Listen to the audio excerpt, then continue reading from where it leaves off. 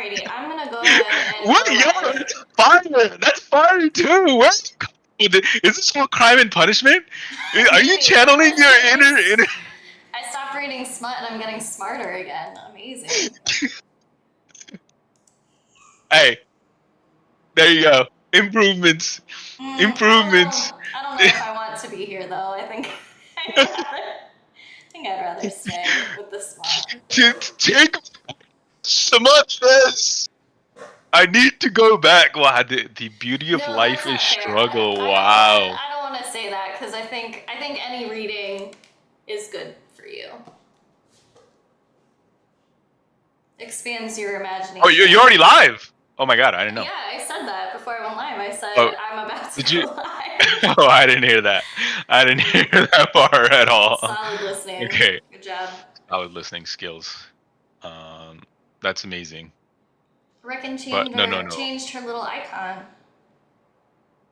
Yeah, she doesn't even play that game. Like, literally doesn't even play that game. Like, Well, she's a fake person. Well, I don't know anything about it, so it works for me. Should we announce what we're planning, what we're thinking about doing, possibly in the future? What are we thinking about doing? The game night. Oh, I forgot about that. I guess so. Sure, we can float it as an idea. Okay. All right. Well, I'm not going to, I guess, participate in begrudgingly. Begrudgingly, you'll be fine. Nobody's pro here. Nobody's gonna make fun of you except for me, which is acceptable. You say that now until it's like, just move forward. Just move, Annette, just move forward. And then everybody's like so mad. That's. You know what we should do? You know what we should do? If that is the case, we should play Chained Together. Okay. Have you seen that? No. Have you seen that? No. It will be so good. It'll be so good. So basically the whole premise is there's 4 people that are chained together. Like, you're physically tied to a chain. Mm-hmm. And you're jumping up through obstacles and you're trying to get up the chain and escape hell. Okay. That is the whole premise. But you all have to coordinate and move together. It'll be so good. Really we should do it. I'm gonna make people We should do it. We should do it. We should do it. Alright, something to look forward to. What's up, Cairo? The US used to be brain world, now the other countries are ready to pounce. Oh, that's a good one. We will do you want toss? Let me see this one. Western studies. We're gonna toss that into our future operation pile. The prep. I'm tossing that in there. Tossing that in there. Okay. Sounds good. I think that would be Perfect. We will actually. Yes. I actually am very interested in that topic. That's a good topic. We should definitely do that topic. But anyways, welcome, guys. Yeah, if you want to come back and we could talk about that, I am 100% down to talk about that. Yes, you're welcome. And then actually, we could probably tie it into how the big beautiful bill is gonna fuck everybody over. That's gonna go to grad school in some sort of way. But anyways, thank you guys for joining us. Doctors, it doesn't matter, but just being a person. I don't even think it's doctors. I think it's lawyers too. In the future,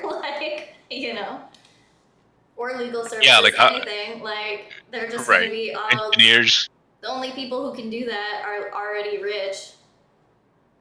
Which is just so counterintuitive. Like China and begrudgingly, I hate to say, India, because I have a beef with India right now. But that's neither here nor there.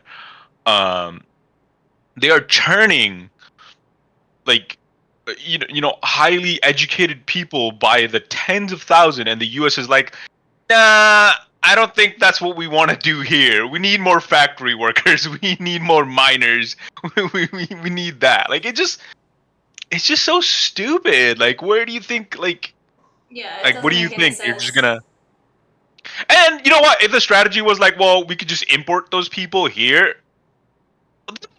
that like they're literally not even doing that. They're literally kicking everybody out. No, That's so they're stupid. actively making it so that can't happen. So we're not going It's to just, educate ourselves. We're not going to bring in educated people. So I guess we're just going to suffer and die. yeah, pretty much. That's pretty much what we're looking for. Anyways, but thank you for joining us. We will continue to talk about the big beautiful bill on ATF here. I just realized And then the title is still the old title. So my bad. Sorry. But I just no, had to yeah, point right, that out. right. So we're gonna talk about you know ICE a little bit. We're going to talk about the Texas floods and the judicial changes that are coming with the big beautiful bill. So we'll mention a fair bit of that stuff today. You are more than welcome to participate in what we talk about. Toss in anything that you see, any videos. We have some stuff that we want to show you guys. So welcome to another episode of ATF. Welcome. Thanks for being here. Yeah. All right. So me and Annette were talking earlier. Do you want to start with the Texas flood, the big story of America right now? And great, my microphone just fell. Great. Do you want to take over for a little bit Oh, while I yikes. fix this? Yeah, so on July 4th, I mean, well, like you said, it's kind of the big news right now. It's what everybody's kind of dissecting. But on July 4th, a town in Texas experienced a massive flash flood, and it resulted in the death toll is now over 100. I think it's well over 100. I've seen numbers like 119 and into the 120s. And Yeah.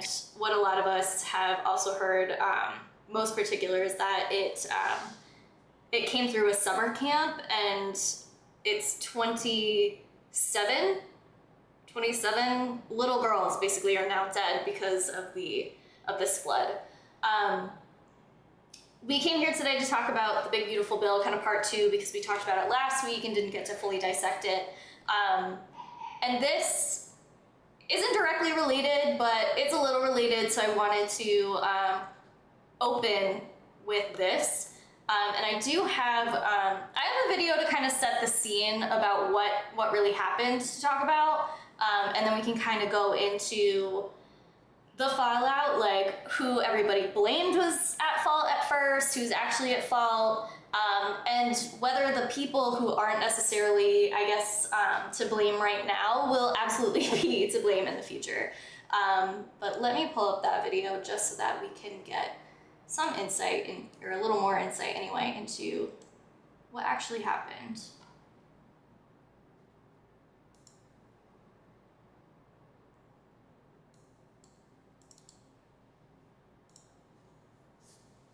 And there are more No, sorry.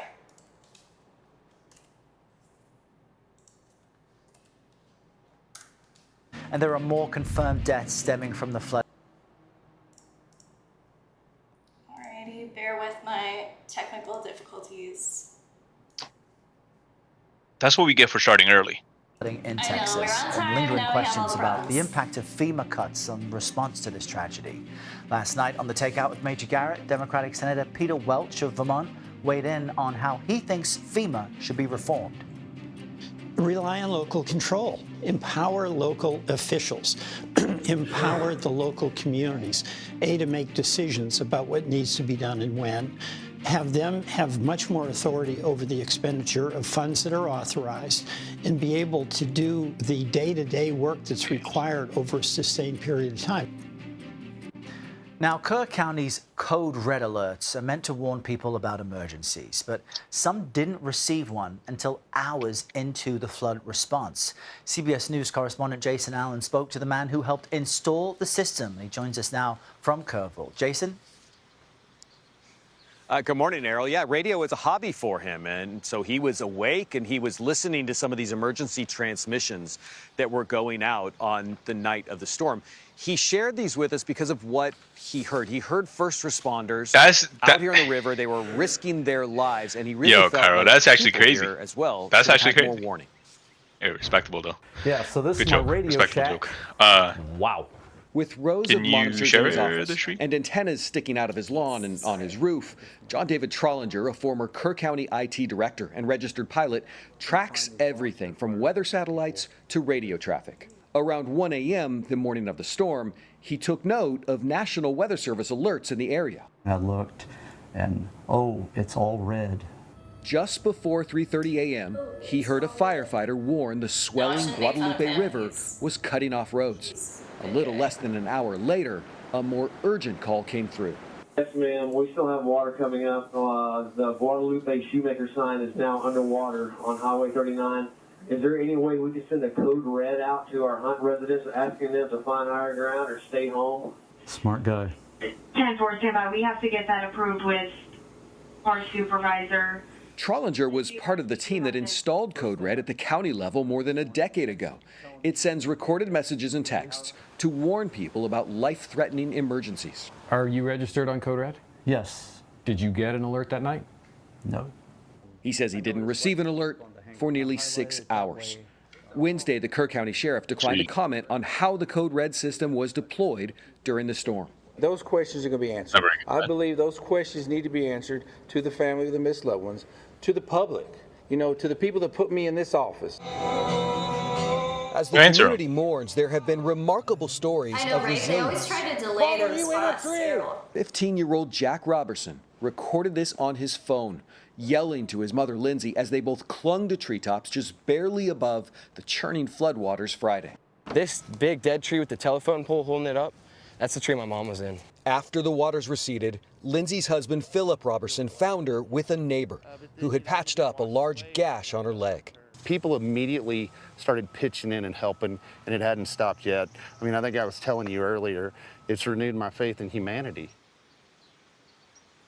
The Robertson family told us it didn't receive any alerts ahead of the storm. Lindsay is recovering in the hospital. It's where she was being treated for injuries to her leg. And the couple also had a couple daughters who were up at that heavily impacted Camp Mystic. They were staying there with their cousins. They are okay. Helicopters evacuated them, Errol, and they are all reunited this morning.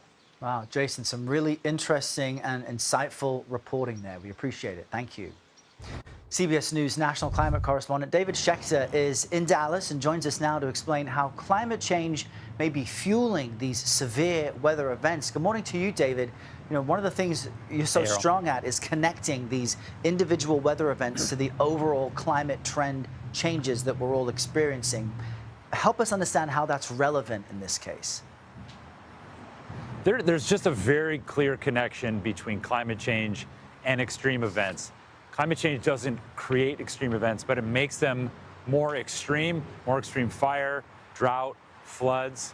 What happened in Kerrville is we'll find out exactly what the connection between climate change and that event was over time as scientists study that. What do you mean? I hate how they report this shit sometimes. We'll find out what the connection between climate change and this was.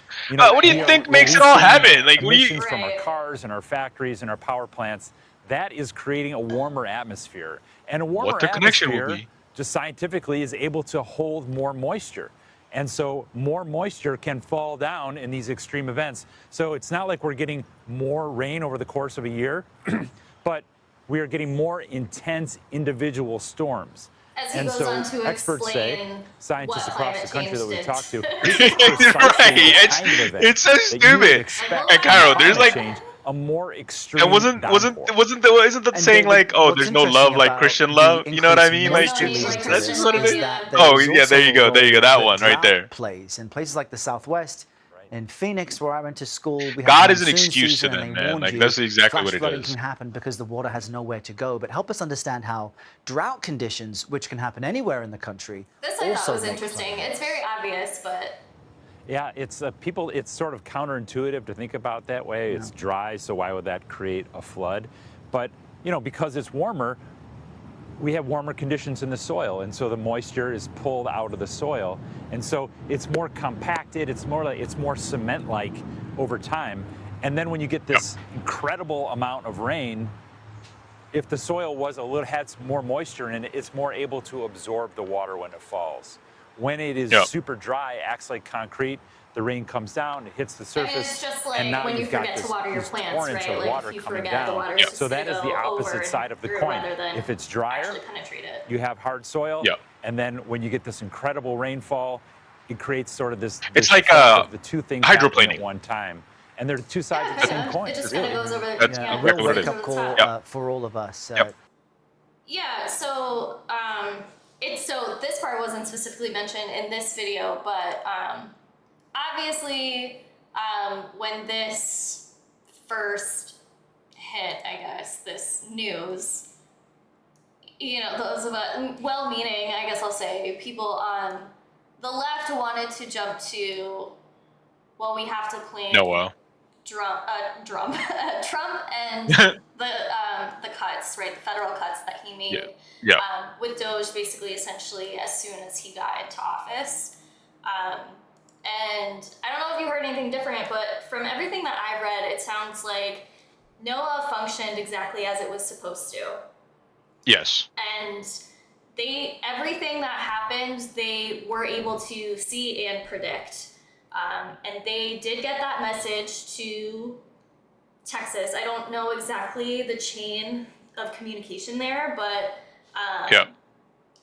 it's just that state and local authorities, and they did send out this text message, but I think what we're learning from natural disasters everywhere, from Helena, North Carolina, to the fires in California, to the fires in Hawaii, is that we just don't have the communication system that we need to be able to adapt to living with these sort of climate disasters. Because he said that, so the man in the video said that he knows he's signed up for these emergency alerts.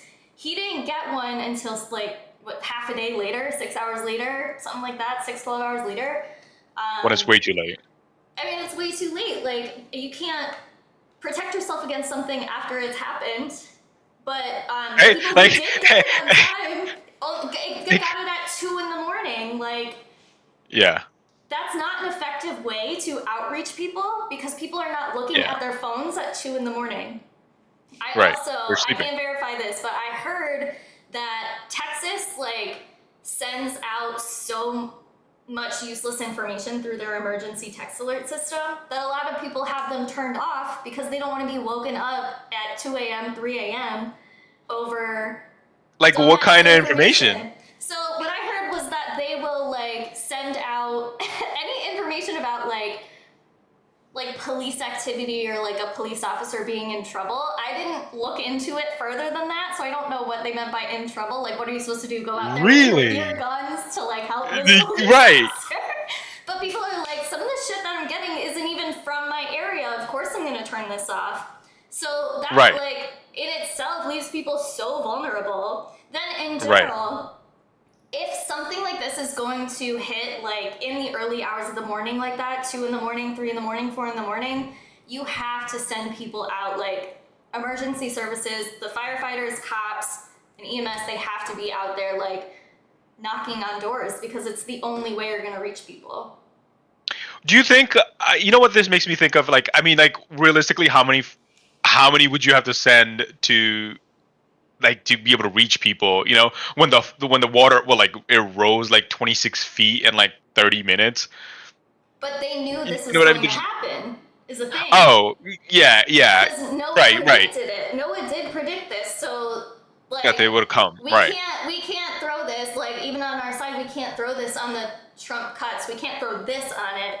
I mean, I think it's easy to predict that, because we did learn from this that there are critical vacancies in their in their hiring, right? And NOAA's staffing for this area right now. I think they fired 800 people. Right. I think I saw that the person who is responsible actually for the for this communication actually did take like the early retirement or something. Yeah. And was left maybe in April or something like that. I don't think it has a direct correlation to kind of all the casualties and all the chaos that this caused, but I mean, it's obviously like it's predictable. It's going to happen sometime in the future. Right. No, what I was kind of thinking of, like, you know, if we feel like this is going to continue to happen, which, again, like when I made the TikTok, like, even if we started reversing climate change or actually started taking it even a little bit more seriously, right? Like even a smidge more seriously, it's gonna take like decades before we reverse the effects. Like it's like smoking cigarettes. Like the harm is done. Like, you know what I mean? Yeah, you can like lessen the harm, but the harm is coming. Like you know, you've shaved off years off your life by smoking that cigarette, right? So it's kind of Denying our way out of this. Even if you don't no. believe it or not, you like how can you have to be on board with setting up alert systems for, you know, right. What do they call it? Acts of God that may happen. I mean, right. You cannot be against setting up these alert systems, improving these alert systems. And so I'm thinking like maybe we have to live with this stuff. No, 100%. But you know, which made me think like, can we instead set up like air raid sirens? You know what I mean? Like, do you think that would be like effective? Too. I mean, I don't. Right? I didn't hear like, about hey, them there's having sirens, but I've heard of other. I think. I don't want to spread misinformation and name one particular because I feel like I'm probably wrong. But I mean, that's happened that they've had like air raid systems that just didn't work during an emergency. Like we have to be testing these things regularly. Right. Right. I know. I mean, Connecticut tests them all the time, like radio stations and like, you know, stuff like that. I hear them all the time on NPR and like on stuff like that. I never hear them here. Like, so. Really? I hear them like at least like once a month. No, now that you say that, I'm just thinking. Once a month at all.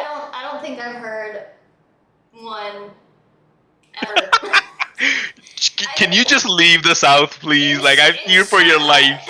In Charlotte, I did, but I don't think here I've ever heard one, honestly.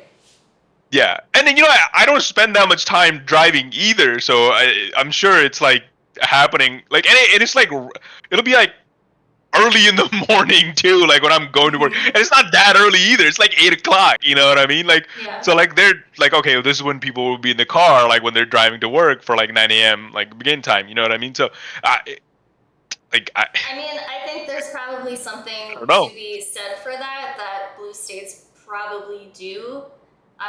Just invest more in that and plan in that, and I would be interested to see if natural disasters are overall less deadly and less destructive in blue states versus red states. Yeah, what the disparity is across the board on that. You know what? Wasn't there like a thing? Isn't there a thing set up where like the president can like send out a thing, like a signal to the entire country on their cell phone? Wasn't that a thing that got set up? I remotely remember like that being a thing. Too, but...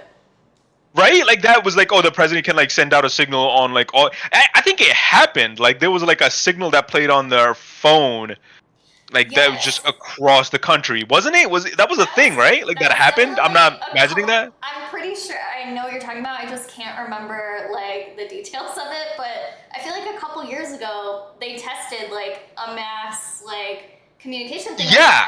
And people got all up in arms. They were like, oh, they're gonna use this to take our data or something like that. I don't know.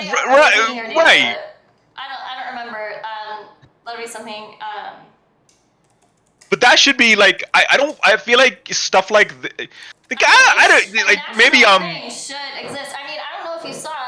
I mean, it doesn't help even if the federal government isn't like directly at fault in this. It doesn't help that they're trying to shirk blame and responsibility too. I don't know if you saw the Kristi Noem interview where she was like, yeah, it's like, not the federal government's responsibility, it's the state's responsibility. Okay, then then go ahead, throw Abbott under the bus, throw Texas under the bus, say that they fucked up. Like they wouldn't want to say that either.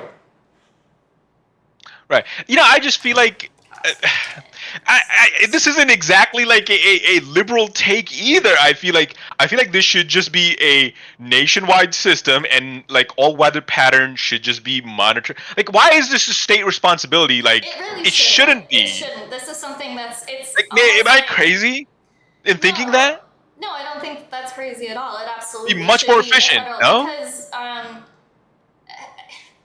I mean, it's just crazy that it's not. It's like we're all citizens of this nation. We're all equally at risk of this. It's almost like something's like spinning above the country, right? And it just like wherever it lands, that's where the next natural disaster is going to be. So I guess you better hope it's somewhere that actually gives a shit and funds communication pre-event and recovery post-event. You know, like otherwise Like, it's just right. Right. I feel like that, like FEMA should just be part of like NOAA and FEMA should be one agency.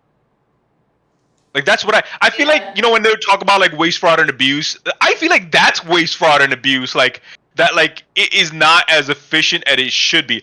If I was the president, if I was like Congress sitting there, I'd be like, well, why don't we just make an agency and then each state has their own one, a big like local office that the state can be involved with at that level where they work together with the state, but they answer to like the federal level, and then like if there's a disaster in that state, like FEMA is right then and there instead of like they gotta fly all the way to over there, like you know what I mean, like and then on top of that, like the National Guard should just be there as well in case they're needed right away instead of like.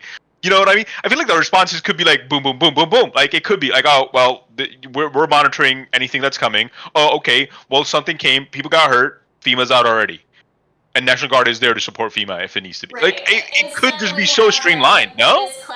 This clash of like states. How is that political? Why should that be political? The governor has to call up and say, "Can you please send me money?" Like it's crazy. Like, and then half the time they don't want to because they don't like the guy in charge or whatever.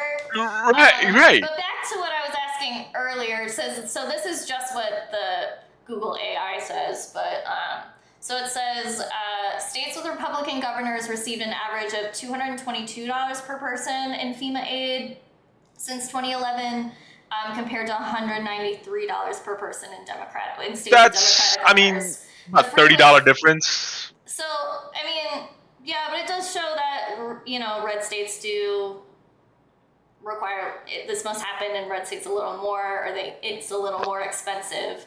It's not pulling anything about whether they're more deadly. It says the frequent flyers are all Republican.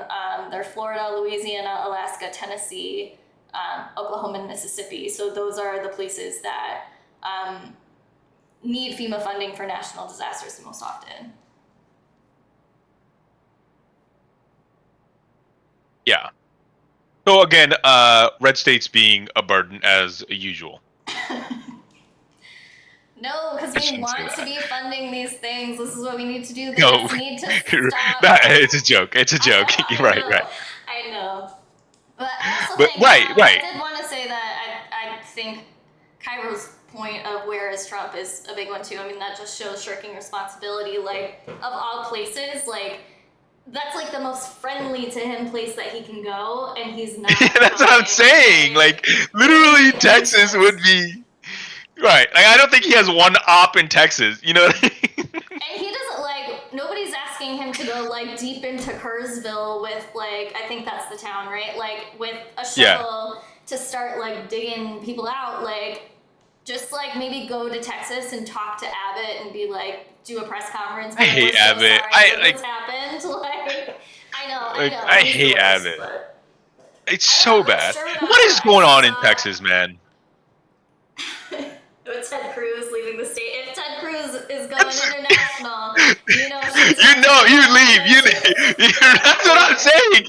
That is the alert system right there. They don't need. He's just Ted Cruz. Is doing. Exactly. You just gotta know what. Hey, where's Teddy at? Hey, anybody seen Ted? What's going on? If he's leaving, Raphael. He's leaving the country. Raphael, actually, not Ted Cruz. Raphael. Yeah, where is he? What's going on with him? And then to come out and defend well, this was already a pre-planned vacation for the senator. Is he back yet? I don't think he's back yet. Probably not. Did he come back early? He didn't come back early from Cancun when. No, he did the whole vacation. So probably not, because why would? That's just not his style, I guess. Terrible human beings. They need. I don't know. I don't know what we need to do here. We need like leftists to go in and just be like, "Hey, it's okay. Blood Texas. I don't care who you voted for. I just want to help you. I can't believe this flood happened to you. I'm so sorry. Let's fix it." Like, you know, I don't know what we need to do, because that's truly how I feel. I mean, I want, like you said, maybe something federal, like better systems throughout the country to predict these things, to communicate these things, and to initiate recovery after these things happen. Because I just don't understand why it's difficult. We're so like, I don't know, but it's shocking. You know, I feel like by every metric, like if something happens in the United States, it's like it just goes to show like how bad it is. Like, you know what I mean? Any kind of anything happens, and it just goes like, yeah, but why is it this bad? I feel like it shouldn't be this bad. Like, well, like it should be better. I know, like we should have the. Is it too much privatization? I feel like that's what it is. And probably. Texas is famously for privatization. Is it? I mean, that would make sense, because we just like their entire energy grid. Never update anything. I think it's like this scarcity mindset, kind of like we've convinced people that there's like no money for anything, like there's no money to make any of these governments work. Everything's just on this like slim margin. So when we're trying to designate priorities, we're like, oh, well, this is a 100% problem. A climate disaster may happen, it may not, so let's move our money to this thing that is definitely going to be a problem. But again, it doesn't have to be that way. The money is there. Well, I mean, but again, like you saw my TikTok, that is a House of Representative. Like, this is the person that votes on that kind of stuff. And then she's literally going, well, like the weather's controlled by God. So it's like, well, too bad those people died, but it's God's will. You know what I mean? Like that is how their mindset is. Yeah. How do you argue with a religious fanatic like that? You know, you just can't. You just can't. But it doesn't make sense that somebody who actually truly believes that is in government. Like I can't believe you would hold that value, and then especially as a woman think that you have a place in government. Like, obviously she doesn't believe her. I don't think she believes that. I think she's just saying that. I don't think know. she 100% does believe that. I think that's I think I mean, you have Marjorie Taylor Greene thinking like the Jews are space lasering people.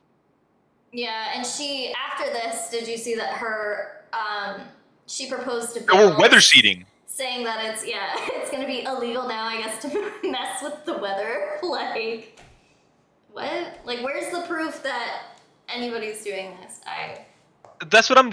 That's exactly what I'm saying. So like, or not, it's just I don't know. I don't know what we do. I think people like that need to not be in government. Like they have their place somewhere else, but they're in government, so I don't know what to do. I don't know. So yesterday I was having a conversation with my friend, right? And about this, really, about the TikTok.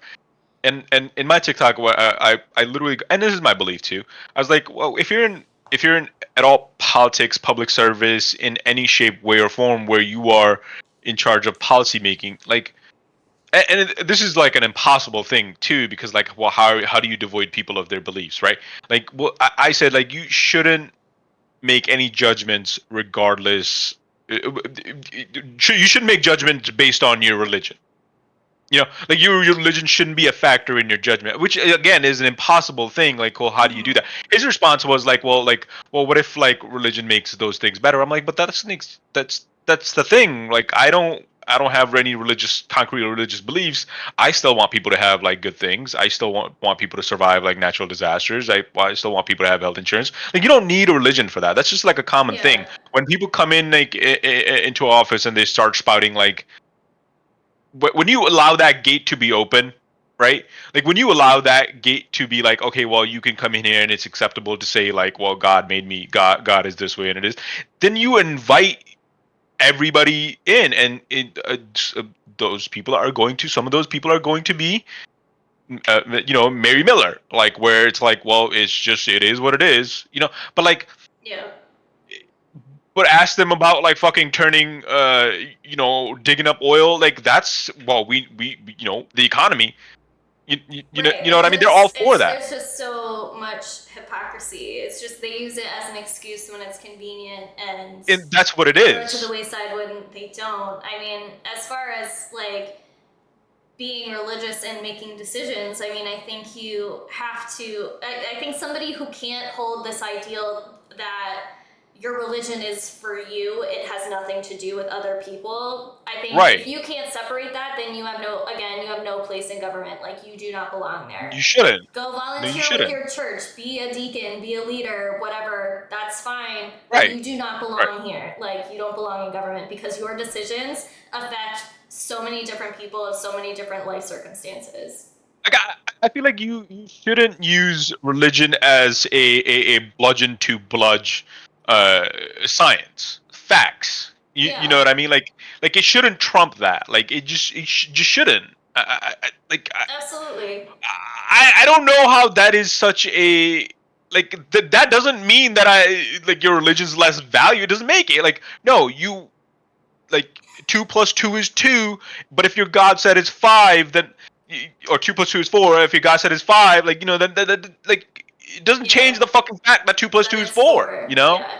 I mean, just the fact that we're having this conversation shows that we're literally in like a Christo-fascist state. Because we are 100%. These people are in charge, yet they have also simultaneously hold this belief that they are being persecuted, like, which I love. Right. I think it's the craziest, sometimes funny, like, thing that they I literally saw one TikTok today. Then the guy was like, well, when being Christian is going to be banned, he was doing like a mugshot photo with a Bible. I'm like, dude, you gotta be like fucking like ill in the head. That's the dominant religion in this country. Like, we have people who are trying to make it mandatory to study the Bible in public school. Like, this is never going to happen. If it's your weird fantasy that you're going to be tortured for your very common beliefs, then, like, I guess keep making your TikToks. That's a mental illness. But that is a mental illness. Out of the government, please.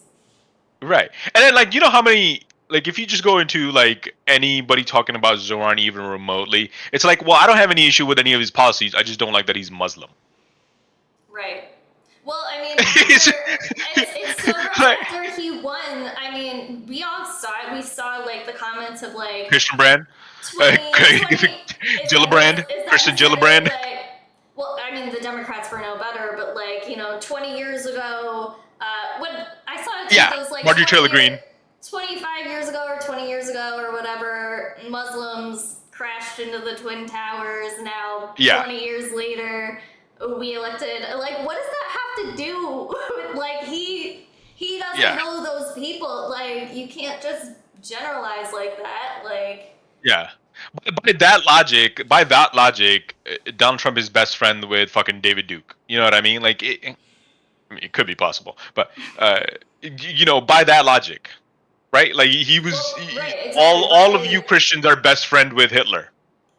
Exactly. By that logic, then every single Christian is responsible for every bad thing a Christian has done. Right. When they bombed like Planned Parenthoods and churches and shit like that. Like, well, the guy. What about that guy that shot up the church in North Carolina? That's your best friend. Yeah, you did that just as much as he did. Right, that is your best friend. By that logic, yes. It's so stupid. It's just so stupid. Like, I don't know. But again, like, it's just like it's an impossible ask, right? Like, we have to. It's like a reset is required, and I feel like I'm talking like a goddamn civil warist. Like, here, well, we need to like reset the country, like, but it just does. Like, but like you're trying to secede from the nation. Incite a civil war, right? Well, okay. Speaking of this, have you seen that the Chinese historian who predicted that like the U.S. will go to or will fight Iran in one way or another. There's another video of him out there. Have you seen this? No. It, there's a video of him out there where he's talking about like if the U.S. continues to go this on this trajectory, there's like multiple things that will continue to happen. He's like the fact because the United States is so big, you won't actually get like a civil war like we had before or that we see in other nations. What you'll see is you'll start to see like pockets of unrest continue to happen. You know, there's like societies that are extremely red, so there's like very little division there, right? Like everybody in that town is like deep red, or everybody in that town is like deep blue. So you won't really see divisions happen. But big cities like LA, New York, Florida, Chicago, bigger cities, you'll see like unrest start to happen and clashes start to happen and happen more and more and more and more and more and more. And what will start to, once those kind of reach a certain level, you will start to see like a splintering of states. Like California will be one of the bigger ones and most famous ones, and Texas being the other one, where he's like, well, California will just go, well, we're not part of that. We don't want to deal with any of that bullshit happening at the federal level because it's just so disorganized and unorganized. We're leaving. We can sustain ourselves. They are literally the fourth largest economy in the world by themselves. Yeah. And then and if they are able to do that, then you'll see like, well, Texas is leaving. Because they famously want to do that anyway all the time. Right. So they just need an excuse, right? And then like. And then if they do that, then like other states can actively attack those other states, right? Like neighboring states like Nevada and like those states will attack California directly, or people of California directly, or Texas will attack other states like that. He's like that will again escalate further and further and further until you have like. The federal government, if that situation happens, can't be everywhere. Can't control it, yeah. No, it's impossible to control at that point. And right? It's going to be weaponized. I mean, with the government we have, they're going to send troops to some places and not others. Not others. Exactly. As we know, I mean. Right. So this is his prediction. So we will see as to how it happens. But this is like how it starts, right? Like when these systems starts to fail, then we already have like massive divide in this country already against red versus blue, Christian versus non-Christian. Zoran winning the mayorship will just exacerbate that even more. And there's always that swing that happens in the other side. Like, well, if Zoran wins this, then like even in the back of normal minds, people they'll go, well, what if like that thought is there, right? So do you think we'll see there'll be some other insane person that will come in? Do you think there'll be like a far right answer to that, or is he the far a far left answer? Not far left by but by some people's definition. Is he like a left answer to Trump and everything we're seeing? Like that is also possible too. That is also very much possible that he is the answer to he's the antithesis to Trump. Especially if you look at New York City. I mean, all that corruption by Eric Adams. Sorry, I blanked on the previous name. Yeah, I love Eric Adams. Have you seen his videos? And they're so great. I try not to engage with too much of that because I don't think we'll see too much of him after this is done. But I mean, and then he does corrupt stuff and then just bends the knee to Trump to get out of it. So New Yorkers are looking at that and they're like, we need somebody who we can guarantee will never do that to us. Well, the culture of New York is aggressive. Like it is, unyielding. Like that is New York. Like they don't stop. That is who New York is. It's a city that never sleeps. With that comes this attitude of like, it is the best city in the world. And honestly, it is the best city in the world. As dirty as it is, as bad as it is the best city in the world. Absolutely. There's no argument. There's no argument. Especially if Zoran's the mayor, I will fucking 100% want to move to New York. I would so do it. Oh yeah, yeah. Where is Zoran? I'm gonna be his fucking neighbor. I so happy. I'm so happy is somebody like him is there. But no, I'm your hardly recording a joke, space but- will be like this big if that happens, and you'll be like in a little like thing. I don't care. It'll be worth it. It's fine. It's worth it. It's worth it. I don't have to drive. I can walk everywhere. There's people everywhere all the time. There's active stuff happening. You know, that's the only thing that I'm sad I don't Great live food. in a city for. Like, just the walkability. Like, Yeah. Like, side note, like, so Steph and Belinda and I, we have like this like step challenge in a day or whatever, so we can like see everybody's steps on this app. And Steph always gets so many because she just fucking walks everywhere because she lives in Boston.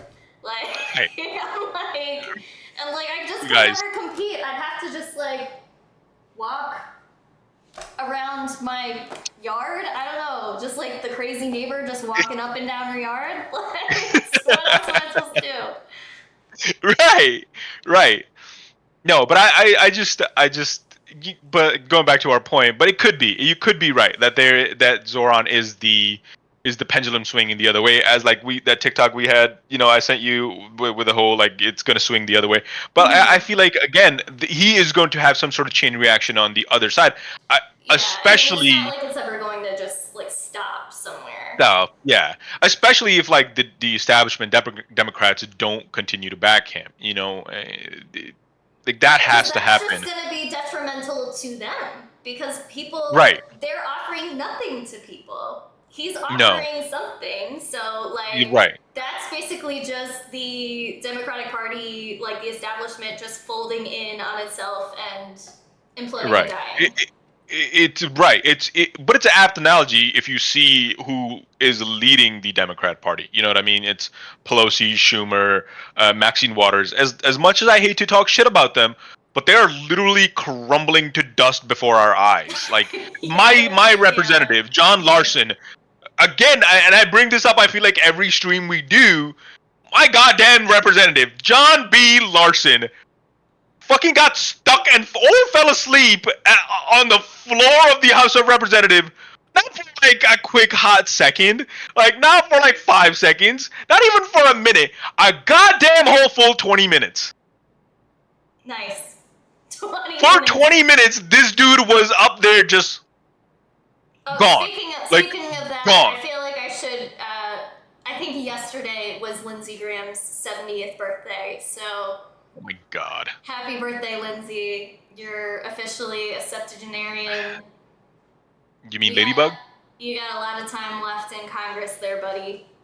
I guess. Yeah, you are easily 30 years. You're a spring easily chicken. 30 years. He's entering his prime.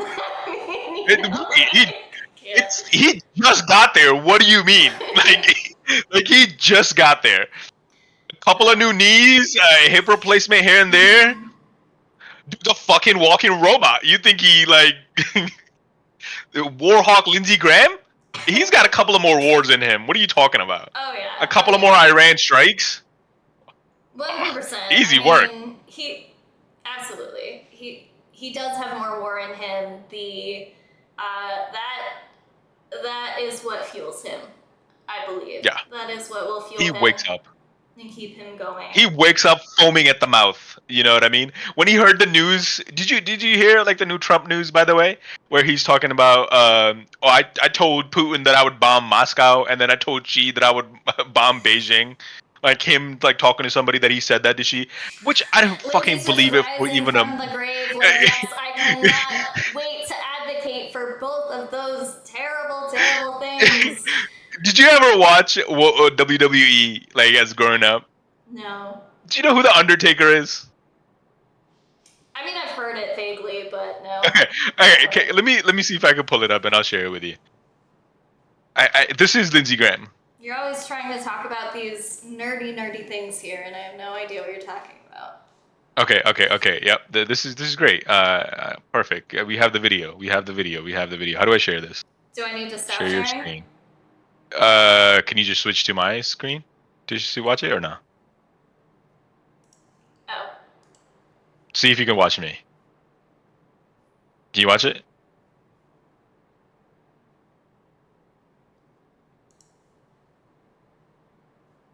Yeah, it's fine, right?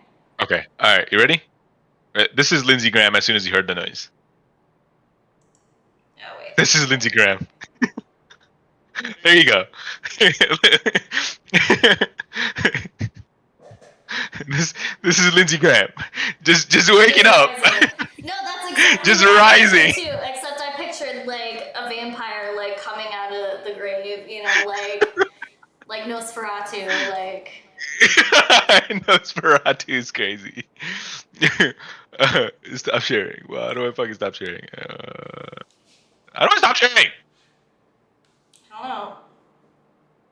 Oh, stop streaming. There you go. Yeah. But that is Lindsey Graham. That is I love that. I love that for him. We are going to be where is it? There you go. Okay. Yeah. So happy birthday to Lindsey Graham. Happy birthday. Anyways, let's go back. Let's go back to talking about Texas floods. Okay. So I mean, I think that pretty much wraps that up. But I do want to tie it back into the. I'm gonna ask you, by the way. I'm sorry. I asked you a question. I forgot already. No, but before stream. Right. So you had asked me. We talked about it. You had asked me something about the like the communication system, like were they alerted? Yeah. And yes, they were, just not good enough. Right. Okay. So what does the big beautiful bill have to do with this? So I kind of wanted to take it from here and just talk about. I mean, we know that climate change had an impact here, so I kind of wanted to look and see what else could happen, like what the big beautiful bill has to do with climate change and what that might look like. So I had a video. Okay.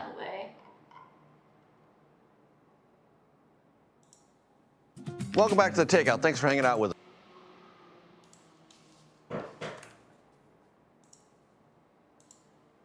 I wish like we had more walkable cities in Connecticut. You know, I mean, New Haven is kind of sort of it, but I really do like it was. I really wish like. I didn't find it walkable. You know, with more greenery though. You know. If you don't live like downtown, I don't find it very walkable. No, 100%. I lived. So I feel like after college, I lived. I forget the area. But I lived in like a non downtown area in New Haven, and it's just like I had to have a car. Yeah.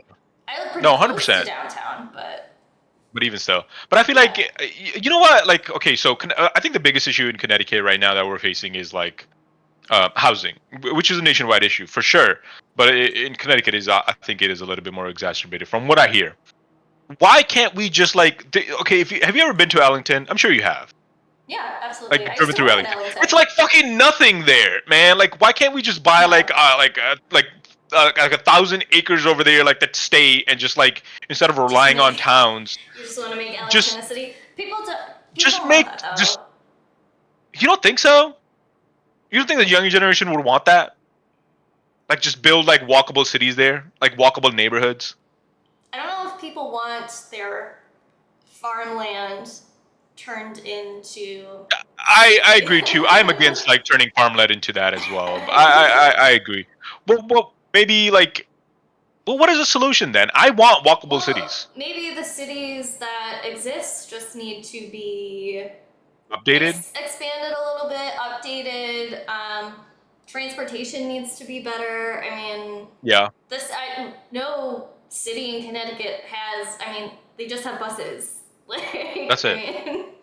And they're not even that like reliable. Like I've used the buses in New Haven before, and it's not bad, but it's not like the easiest. Either. Like they actually stop pretty at the time. Like if you're not going to downtown, if you have to go to like the outskirts, like I had to go one time in college, I had to go to like somewhere in Hamden, and this was like freshman year, and I kind of got stuck there because the buses just stopped after like a certain time, but the event thing that I had to do didn't end until like 10:30 or something like that. So I just like had to find a ride home. So it's just like, if you don't have that, like you're just kind of fucked, I guess. I don't know. Yeah. What, just. Yeah, that's a fucking scary thing. I don't understand that. Yeah. I don't understand that. But I mean, I hope it's better now. But that's just.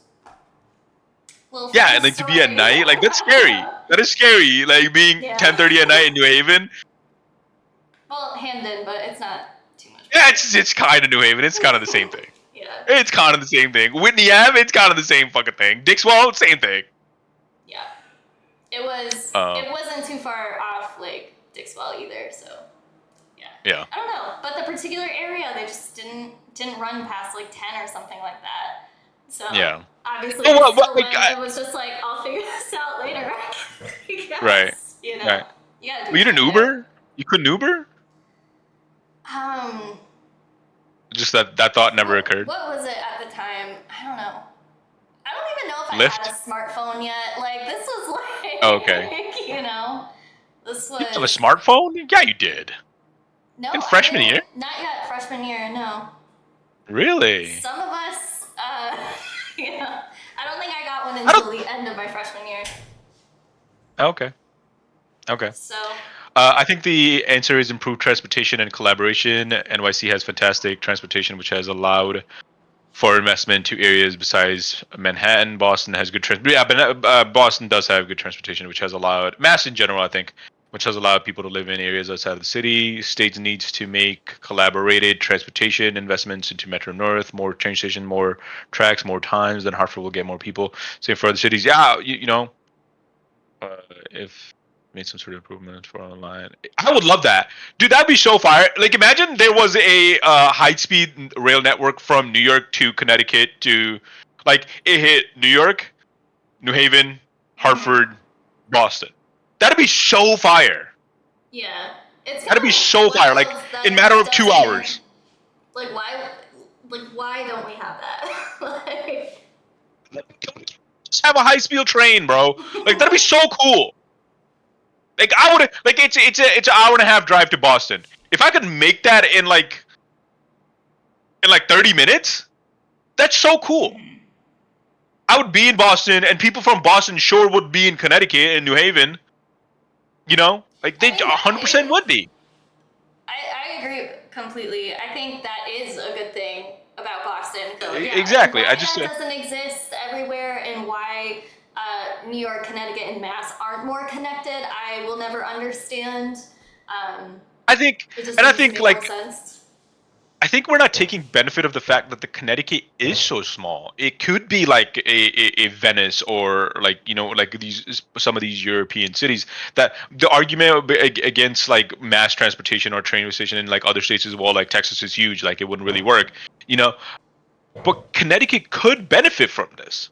I think this could really be a strength to Connecticut. It would bring in so much wealth into Connecticut and into these tri-state area, who are already strong partners, you know? I was going to say, we already know that a lot of people who live in Connecticut work in Massachusetts and especially in New York City. My wife, literally my wife, she works in Springfield. Imagine if she could just like hop on a train or subway or something and just go right there. I mean... Right. That would be so convenient, but... Like, literally today, she's like, I missed... Like, so today she was going to work in the morning. She goes working early in the morning. And there was... it was raining in the morning, and there was a pileup, you know? And she missed it. Like, if she would have been, like, 10 minutes late, she would have been stuck in traffic. And then apparently when the cops got there, somebody hit the cops. So they shut down the highway for 8 hours. I mean, that's the thing too. It's so like 8 hours. Like the traffic of it all is terrible, but it's also like so much more dangerous. I mean, having to drive amongst all these cars all the time, it'd be so much safer just to be able to, you know, use. Gamer J, you're 100% right. Like I think that is a massive problem. The distribution of the redistribution of wealth that has happened over the last 50 years. Absolutely, you're 100% correct about that. They actively discourage the expansion of these transportation systems that we are talking about, because insurance, like there would be so many less accidents. Insurance would lose a lot of money because of that. Oil industry would lose money for that. Car would lose a lot of industry. You know what I mean? Like that. So it's just crazy. I, I just the will, I guess. Somebody has to have the political will to kind of like do it, and I don't know. Do you think we'll ever see it? I like this little New England utopia that Cairo has planned and the comments. Listen. Like, He needs to come back to Connecticut. New England's just gonna like.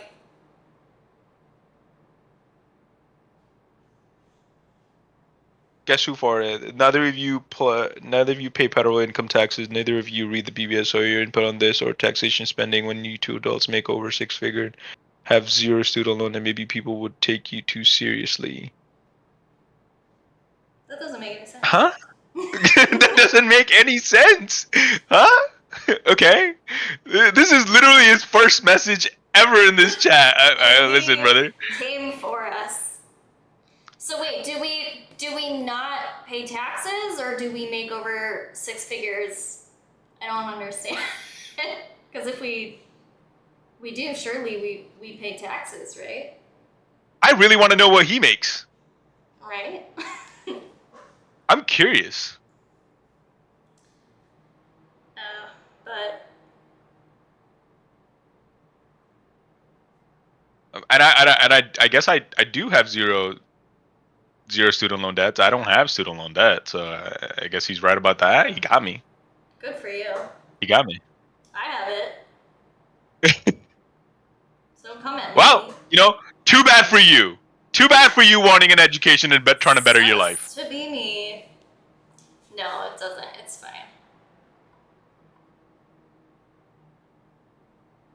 Oh, I'm gonna allow this one. When you two become adults, let the world know. Okay. Are you the world? World, I'm an adult. What's next? What do you got? I promise we're adults. It's alright. He's a troll. He's got nothing better to do. It's okay, we'll let.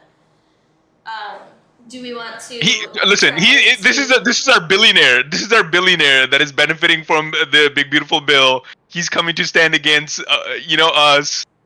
He wants more ice. This is our Twitch billionaire. The billionaire who refers to himself as guess who farted this guy. This is Jeff Bezos? Is this Jeff Bezos who's fighting so hard for the billionaire? That's gotta be it. Right? Like that's him. That's gotta be it. It's gotta be it. But even so, right. we were talking about trains. Like, why don't you want those? Like, I mean. Oh, is this the owner of? Is this the CEO of Ford? That could be it too. He's like, trains? Not my Ford Taurus on the road. They're trying to take those away from me. Bucko. Not my Ford F-150. What? They're trying to take my Ford F-150 off the road? My gas guzzler?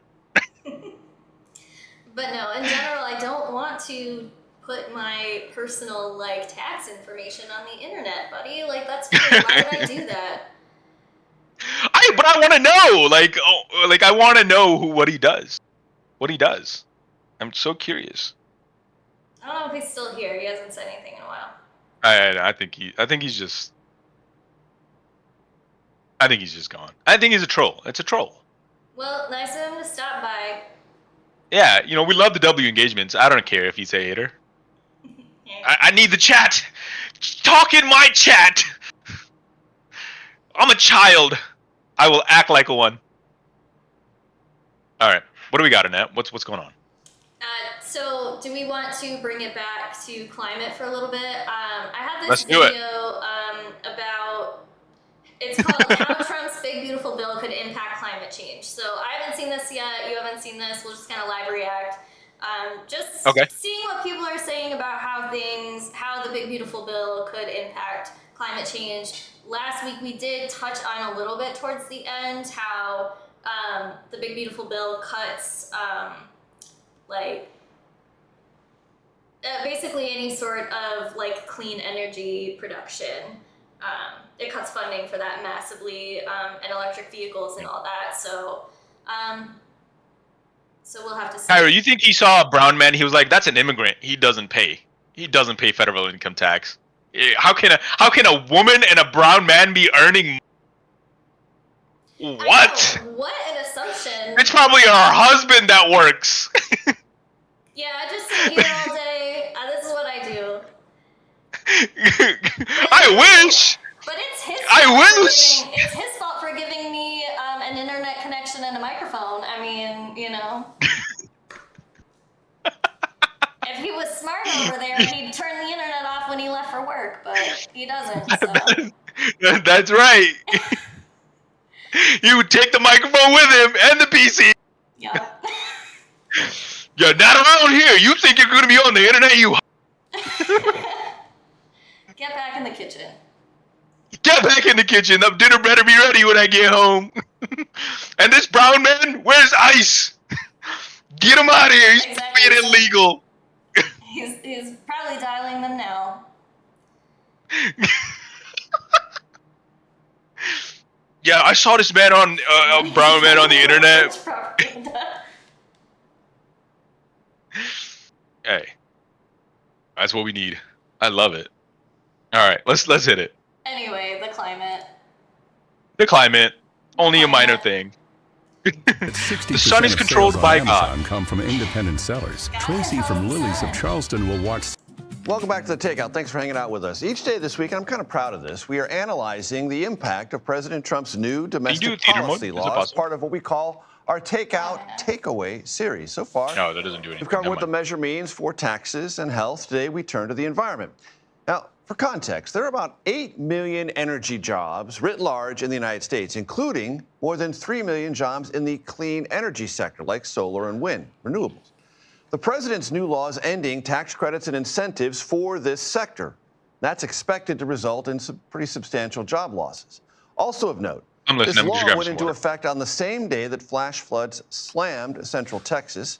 More than 170 people still missing from that. At least 120 have been confirmed dead in that natural disaster. And just yesterday, you probably saw this video, at least 3 people were killed by flash floods in New Mexico.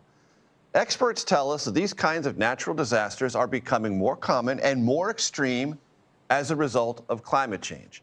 According to NOAA, there were 27 confirmed weather or climate disaster events last year alone. The financial losses exceeded $182 billion. For more on all of this, I'm joined now by Michael Grunwald. He is the author of a new book, We Are Eating the Earth, The Race to Fix Our Food System and Save Our Climate. Michael, it's great to have you here. Thanks so much for joining us. Thanks, Major. Big picture question. This law takes away some of the things put forward in the Inflation Reduction Act, which the Biden administration said over and over was the largest single investment that guy is really sitting in straight. renewables and green energy in this country. Great What's posture. the Good for him. big picture effect of that? Well, look, we are in the middle of a clean energy revolution in this country. More than 90% of the new power plants that are coming online are wind and solar.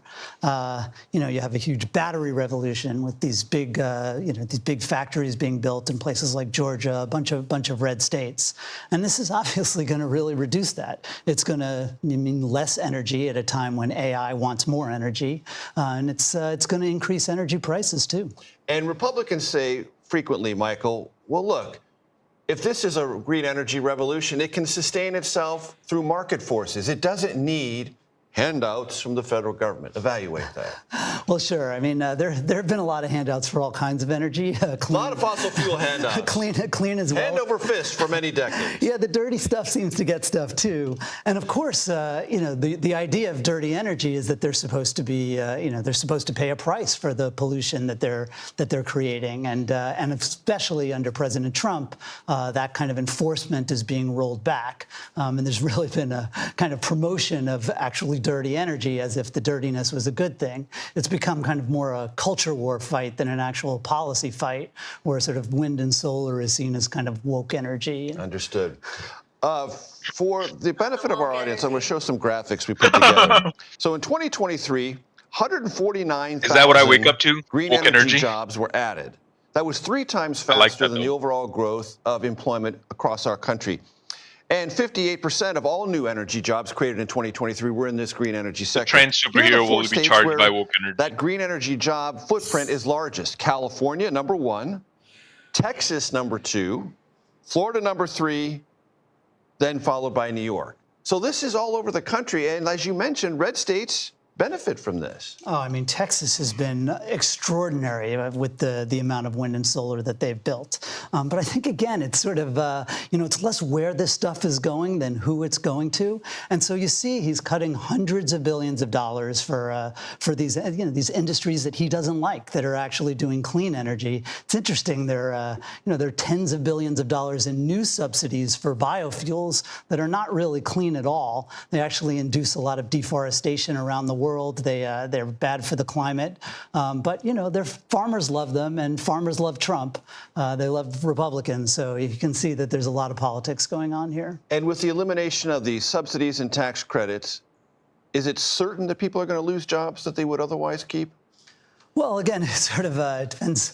If this stuff gets repealed, then who knows? It's certainly, you can tell that a lot of the jobs that are planned, you're already seeing factories that are being canceled, projects, offshore wind projects. Trump really hates offshore wind. He keeps saying it's ugly, it kills birds. Some of those projects are absolutely being canceled, and yeah, so those are construction jobs. Those are maintenance jobs. They're green jobs. You mentioned this before, but I want to give you some runway on this. Perhaps the executive orders and the regulatory actions might be as important, if not more important, than the law he just signed and the elimination of these subsidies and credits? Sure. Well, I mean, again, the president has been pretty outspoken that he thinks that climate change is a hoax, that he wants kind of like firm, sort of real clean coal, he calls it, which, I mean, obviously it's not really clean. And so a misnomer, yeah. Yeah. That's an oxymoron. I think this is as I said, it's a political effort that's going on, but it's going to have real policy consequences for the environment. And how does this touch or not touch on the book? Well, it's funny. I mean, I mentioned biofuels, and there is, President Biden did try to put a lot of money into climate-smart agriculture, which is something that he cared about a lot, and that money has mostly been repealed. My book is about how agriculture, which is, food and agriculture is about 1/3 of the climate problem, but it gets almost none of the climate conversation. We mostly talk about energy, but agriculture is what's eating the earth, right? 2 of every 5 acres on this planet. You got a very professor vibe to it. They're basically crops are grazed, and so that's really not sustainable. We're losing a soccer field worth of tropical forest every 6 seconds. So you do have things like biofuels, which globally are eating about a Texas worth of the earth, and President Trump in this bill is pushing that. But agriculture is eating 75 Texases worth of the earth. So it's a much bigger problem that we really have to start dealing with. Hence the title. There you go. Eating the Earth. Michael Grunwald, it's been a pleasure, sir. Thanks you so much. The #1 food for Who you want to eat? Cairo, you want to cancel Michael Grunwald? Is that who you want to cancel? Why, man? That dude's cool.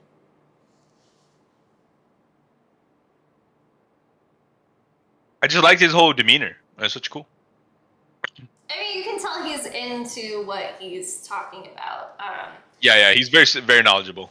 I mean, so they didn't get in too much about what we can expect going forward, but I mean, I'm sure that's difficult to predict. But I mean, it just kind of highlights that it seems like the Trump administration has made this war on like clean energy in favor of things like coal and natural gas and things like that. And it's like, it's so frustrating when we know for a fact that this is harmful and it's going to lead to more of these climate disasters.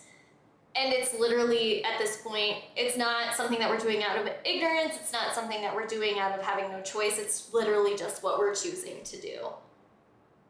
Yeah. And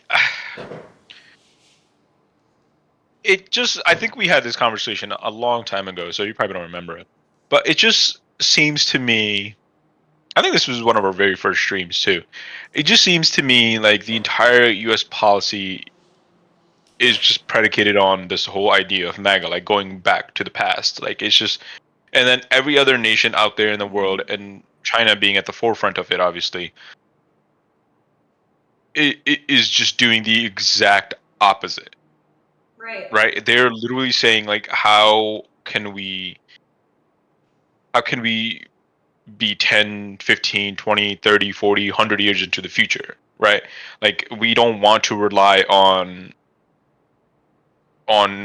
oil that destroys our planet. They recognize that very clearly because and then the reason they recognize, I think it's because one, they're a command economy. They can move to they can shift their entire system to however they want to whatever they want to do with it, And two is the way China grew up into becoming the superpower is through manufacturing, and because of that massive amount of manufacturing, the amount of pollution that got produced because of that, they go like, yeah, this isn't really sustainable, right? Like we need to shift our perspective. Like, yes, we want to be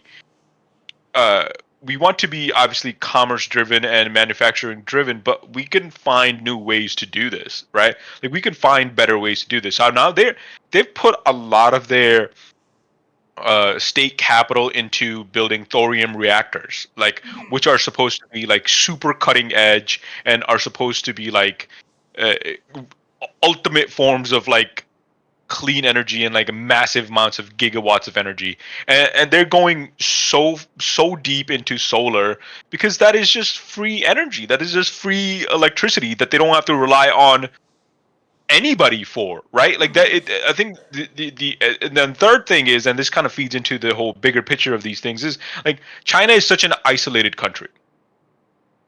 It impacts everybody on a global stage, but it is so isolated from every aspect of everything, like social media, economically. You know what I mean? Like, it doesn't. It's so isolated, right? So they don't want to rely on other Gulf countries on a fuel source that is finite.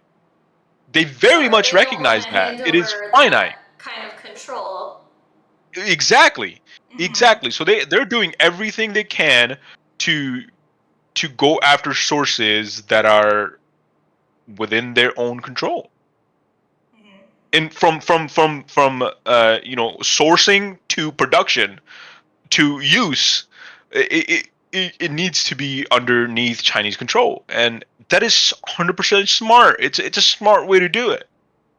Sure, I don't know why we're insisting on relying on oil when, like, yes, of course we have it and we can be in control, but it's like you said, it just being finite in general means that if we keep ourselves fully in control and we choose to go with oil, then we're literally, again, like snake eating its own tail. Eventually we're fucked because we used all our stores, so we have to rely on other countries. And again, this is a choice and it doesn't make any sense, but I think you made a good point about it being this is what we used back when America was quote unquote great, so this is what we're going to use now.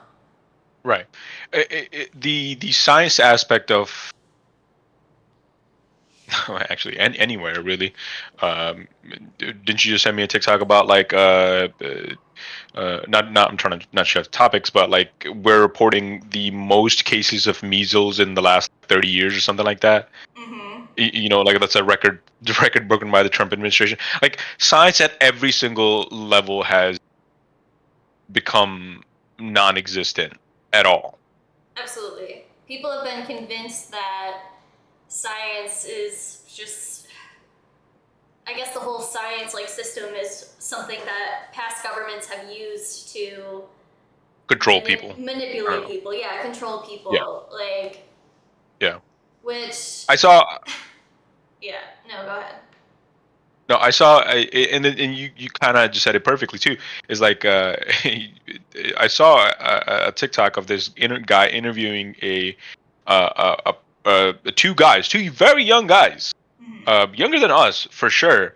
And he's talking about like this and this. I can't remember the exact conversation they were having, but the guy kept on like the guy interviewing just kept on like very easily disproving the MAGA guy, right? And once the MAGA guy kind of got tired of like being like disproven, he goes, "You got to get away from me. You're gonna turn me into a liberal with your college talk." Like, Okay. what? Like, What does that mean? Like, turn you sorry into a for liberal by being educated? educating you? Yeah. Right. Like, it's Well, same thing. the I mean, education has become enemy.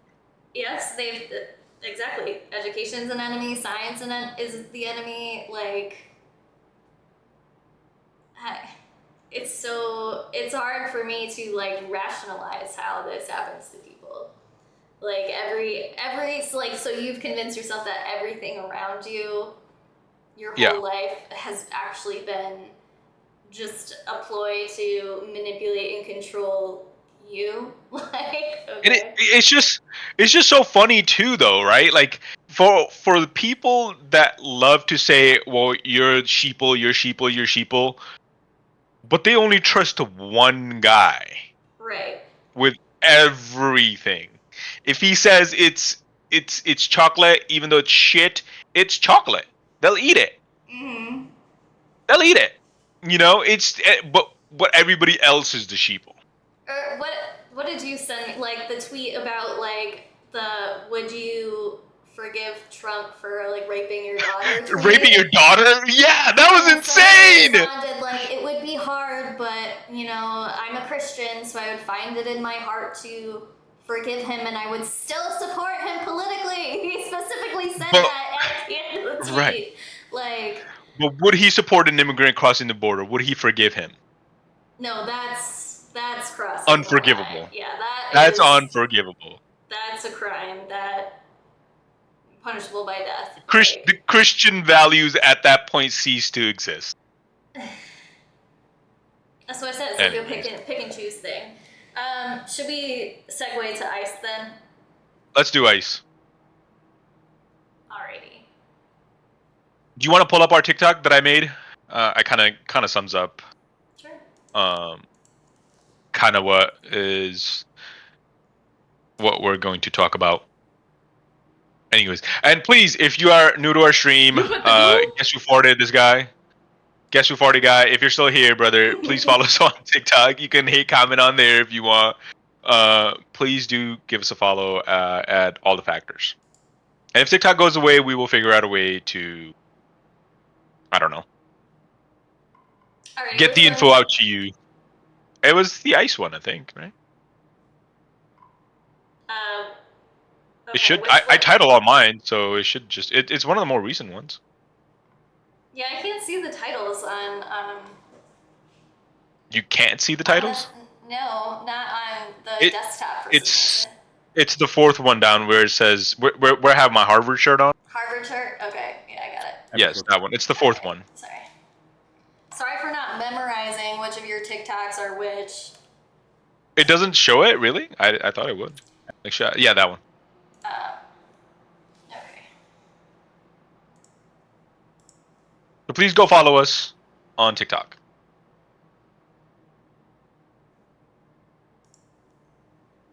Hey, there's me. Today is the deadline for the One Big Beautiful Bill, which has already passed and headed to President Trump's desk. Did you know you have a little thing that says learn facts about the Holocaust? The conversation around that bill that I've seen so far is centered around the tax benefits to the ultra billionaires and when did that get there? For the bottom 30% of the Americans. I don't think it was there and the first time I saw Medicare it. and Medicaid, which is the huge portion of this bill. This bill is about 1,000 pages long, so there's a lot in it. We discussed a lot of it on our stream yesterday. Went through a lot of the bill, but there's just so much in it that we weren't able to cover everything. So I want to make this TikTok to talk about one important thing that I haven't seen a lot of. I'm sure there's out there, but I just haven't seen it. So I wanted to just make sure that it was, in fact, out there. So that is ICE. ICE is essentially going Super Saiyan. That is changing drastically with this bill. So current annual budget for ICE is $10 billion. This bill effectively triples it. It is going to get a boost of about $170 billion over to the fiscal year 2029. So in the next 4 years, ICE will be handed about $170 billion. Let's break that down, right? So the baseline ICE budget, right, currently is $10 billion. ICE will get an additional $45 billion for detention facilities, about 14 and $14.4 billion for transportation and removal. What's up, Zach? They are going to hire about 10,000 more ICE agents, which is going to cost around $8 to $10 billion, and then another $30 billion for enforcement and operations, which adds up to about $100 billion. So what does this exactly mean? There will also be an additional money allocated for border security, border wall, border barricades, and then as well as CBP funding included in that. So all that combined together totals to around $170 billion. We're talking about ICE in 4 years. What does that mean? That is a lot of money. Whichever way you fall on the spectrum, one thing is clear, right? This money could have been used for a lot, to give you better health insurance, to give you better roads, better bridges, better schools, better hospitals, more funding towards research to actually help Americans. Could have fed so many children, so many free school lunches, but no, that is not what's going to happen. No. This funding, I just want to put it into perspective, right? So this funding will put ICE in par with nation's total military budget. This, just to give you some example, Canada, annual budget for Canada 2003 for military, Canadian military is $27 billion. Italy, $33 billion. Spain, 23. Netherlands, 19. Poland, 31. Norway, 19. There's only 13 countries. There's only 13 countries in the world that will have a bigger military budget That's just than the us. most, I can't get over that aspect of it. There's 200 and something countries. Money to ICE. It's only 13. 13. It's the 14th largest military in the world is ICE. Immigration and Customs Enforcement. That's Yes. That is insane. what are our priorities? Yeah. It is I mentioned it, I think, in the TikTok. It is as if the Canadian military just invaded the United States. Effectively, right? And they're throwing That is what it people means. into Yeah, so Zach, the way we did it, we talked about this last week, and we continuously make TikTok. So I just wanted to just replay the TikTok to start our conversation. So that's why I'm on there. I'm watching my own TikTok, man. I'm self-obsessed. Yeah, you can. Look, follow we can start the us here at conversation All the here. Factors, and you can follow the TikTok. It's also All the Factors, and we post there about current events and whatnot. But yeah. He already made a TikTok about ICE, so we're kind of referencing it. Yeah, I just can't get over that fact. Yeah, it's insane. It's insane. It is absolutely insane. It really is.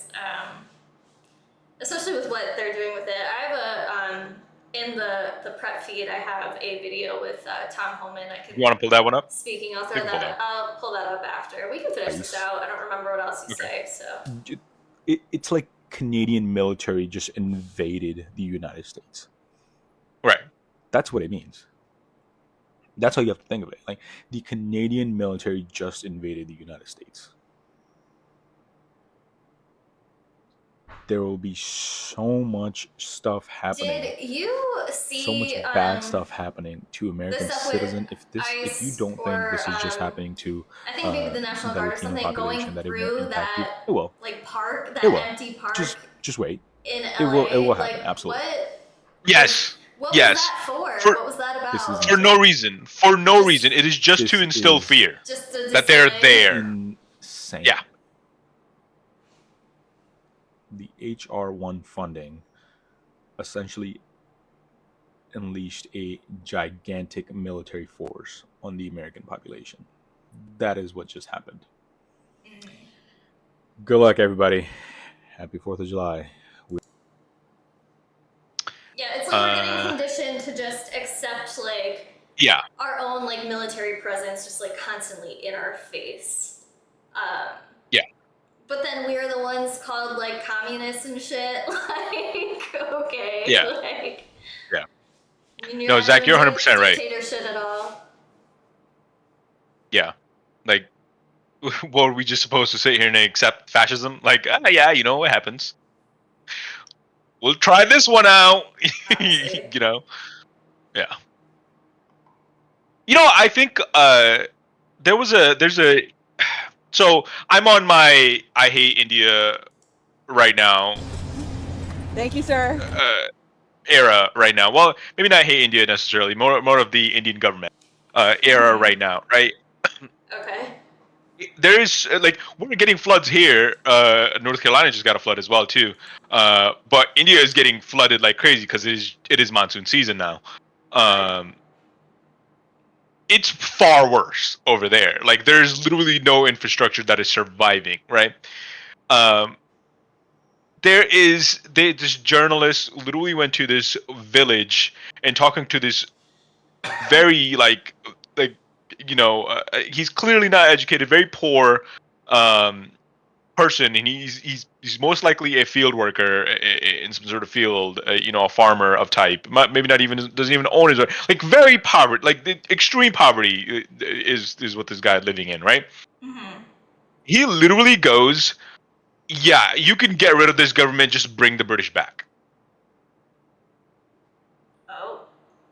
Like that, do you understand? The British starved my people for 300 years through several like starvations and famines and like murder across the millions. And this government's so bad that can we just bring those guys back we'll again? Take Like that back instead. Yeah, that's wild. right. And then the tweet said India will be the first government where they go, like abolish democracy, let's bring back dictatorships.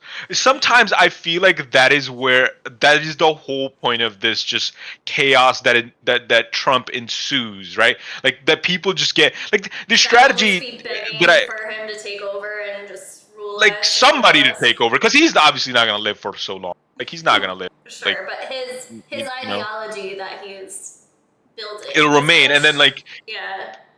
Just break it to the point where people are just so exhausted and they just go, fuck it. It is what it is. It's whatever. Like just exhaust people into submission, right? Like that is their entire strategy all the time. Like just exhaust people. Yeah. This entire 6 months of presidency, 7 months of presidency, like that is a whole total 8 years of presidency of debacle that happens in a full 8 years. This has only happened in 6 months. No, literally. I mean, exactly. It's like even if you just look at like the scandal. Oh, very much against the genocide that's going on right now. Yeah. We talk about it on our TikTok religiously. Israel is, it's an insane ethno-fascist state. Yeah. 100%. Yeah, we've done a few episodes on it too, and we're probably due for an update soon. It's been probably a month. Over a month, maybe. We will for sure. We'll have to do global policy or global. Oh, absolutely. Liberalism doesn't work. Neoliberalism does not work. It just does not work. Chuck Schumer is the fucking clear example of that. He offers nothing. Nothing to the entire Democratic base. Absolutely nothing. His entire function is to just restrict the Democratic Party. Like that is what his entire function is.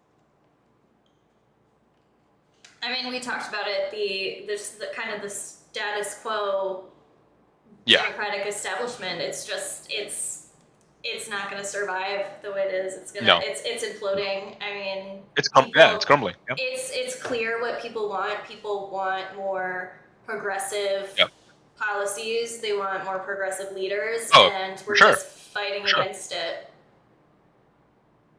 You're 100% on the needle, Zach. 100%.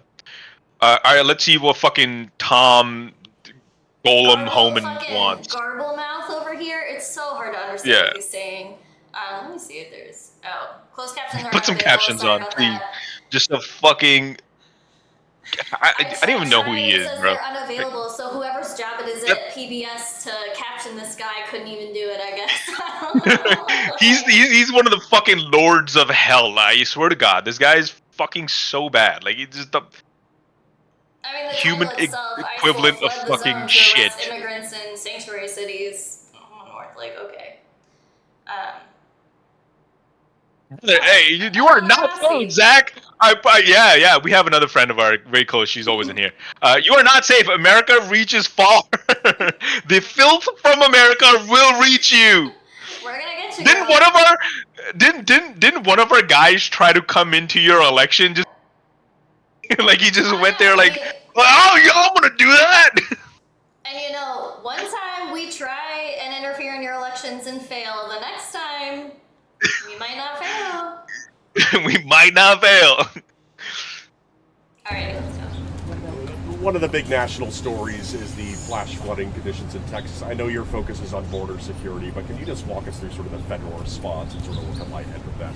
Look, I think Secretary Noem and President Trump responded quickly.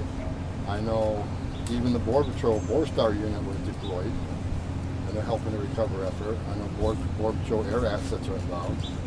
I think Secretary Noem reacted quickly. I mean, thank God President Biden's not president. We'd still be waiting for a response. There we go. Why is that necessary? Can we move on? Bill and like, what sort of money you're going to see?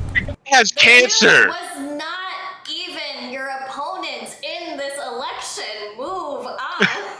Like, Jesus. For the border, what you think you would use it for? Well, it's going to reduce a lot of things. As far as the border, it's going to continue the border barriers, border walls. Border walls work. Every place to build a wall, illegal immigration decrease, illegal drug flows decrease. And not just border wall, it's going to buy more river buoys. River buoys are very effective. And it's also going to give the technology we need on the southern border. In the existing wall and the new wall. When President Biden came in office, not only did he stop building the wall, he stopped putting the technology in the existing wall that does a lot of good things. It gave Border Patrol agents the ability to talk to one another. There's a lot of dead zones on the border. That doesn't. What did he just say? What did he just say? I didn't understand a word he just said there. He has like a very aggressive. Oh, I will watch it just after this. It's so hard to understand him. And I'm not trying to make fun of him for. Thank you for following, brother. I appreciate it. It's literally so hard to understand him. He's talking about some sort of technology in the walls that I guess Biden wasn't investing in, because obviously the Biden administration wasn't building more walls. I think they were trying to just figure out a plan for immigration, period. So yeah, I guess he's just getting in his little second hot shot at Biden, because I think in the hidden part, after they kick out, like, from the cabinet meetings, after they kick the press out, Trump gives out like lollipops or something for whoever threw Biden under the bus the most. Like, it has to. It has to. Hey, who? Homan? Boring. You get 2 this time. Hey, good job on that press interview. Where's Christie? You gotta bump those numbers up. Rubio, little Rubio, come on, Rubio. You didn't talk about Biden enough. Come on.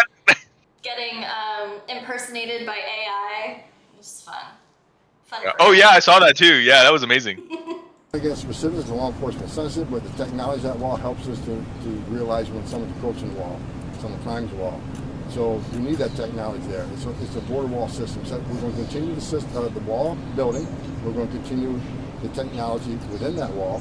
And we have technology that tells us if somebody touches a wall, and you still can't have high-speed trains. Are you mad? Just fucking watch the goddamn video, Nat. Technology Why are also you puts doing? more What are you rage baiting? We want legal traffic, legal trade to come through the ports as quickly as possible, but we want to, of course, see as much contraband as we can. So more technology will make that happen. As far as ICE, it's a huge plus up. 10,000 more officers. ICE, look, I've been doing this since 1984. Border Patrol's been plussed up many times, and I appreciate that, and I'm supportive of that. But when Border Patrol arrest somebody, they go in detention. Then they go into immigration hearing. Then if they get order removed, they get removed. That's all ICE's job. So our Border Patrol got plussed up over decades. ICE didn't. So now ICE finally is getting the resources. No, I kind of. It's going to put more boots on the ground. I kind of agree with you, Zach, a little bit. Like there is a lot of the.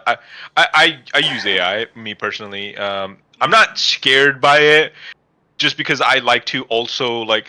I don't use AI for everything though. I think that's where like the thing is coming from. I think that isn't there like a study came out recently where continuous use of AI has shown like gray matter atrophy or something like that. You know, I think that's the fear that like the younger generation that's growing up. I saw this is a perfect analogy, right? Like before, like labor used to be so much more labor like physically intensive, right?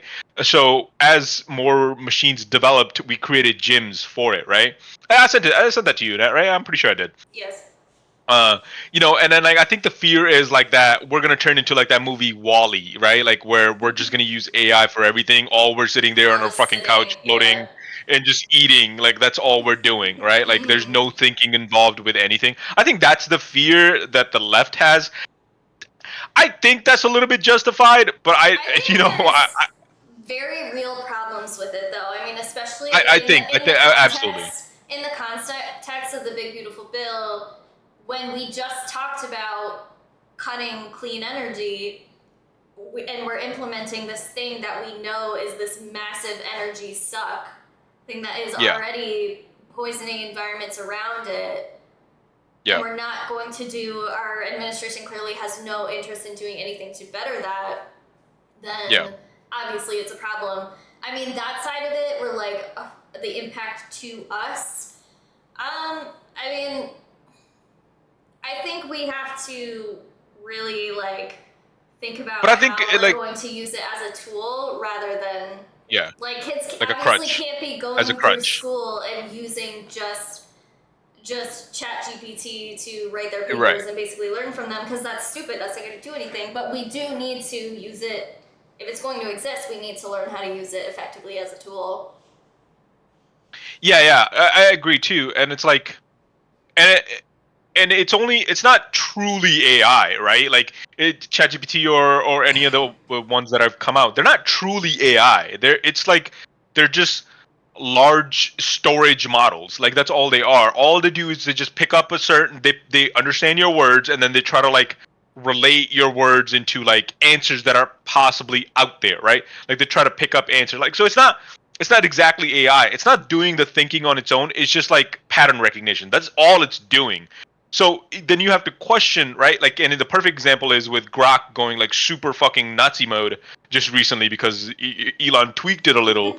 You know, it's like you have to wonder, like, well, where are they getting their information from? Like, I know a couple years back there was a lawsuit. Actually, that lawsuit is currently happening right now against Google's AI, and by these authors who sued Google, saying, well, you can't just take our work and just feed it into your AI model.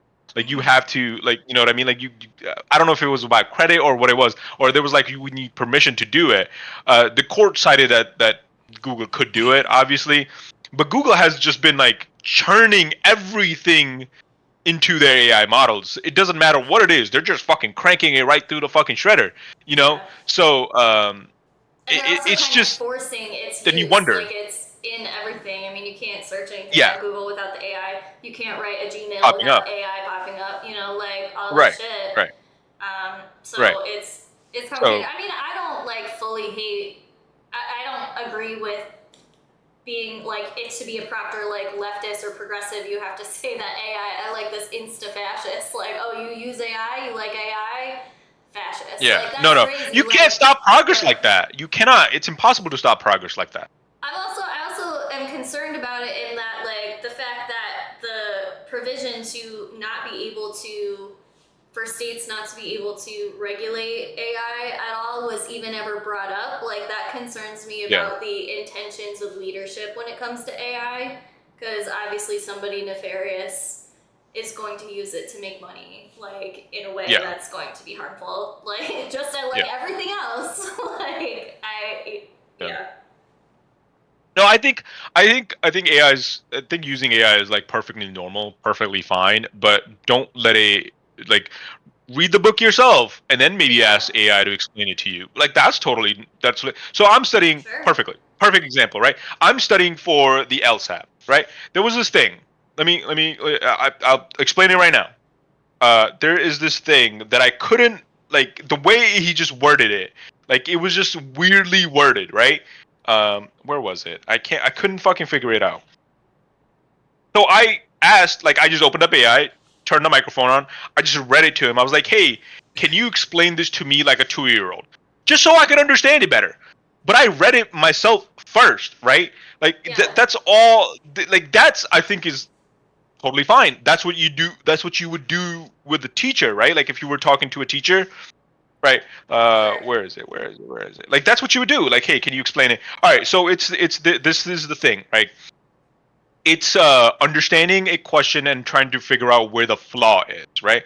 The way LSAT works is it shows, it gives you prompts, and then you have to figure out like whether the person took it for, whether the author fails to consider that the person the author fails to consider this, or did the author take it for granted. But the way the book explains it, right? Like, this is how it explains it. Fails to consider that the connection between the jersey and the winds could just be a coincidence. And then the second way that there could be a flaw introduced into that system is takes for granted that there's a direct relationship between what he chose to wear and how the team performs. That is very confusing to understand, right? Like, so, like, how are these two things different? So I just asked ChatGPT. I was like, hey, can you explain this a little bit easier to me, because I couldn't understand it. That's totally fine. I made the effort. I just used it as a tool. That's fine. I don't think I'll get brain atrophy from this, but if I was just explain something to me and like write this for me, or just like do this whole essay for me, then I'm just getting stupider by the day. I already feel stupider by the day, but like, that's even worse.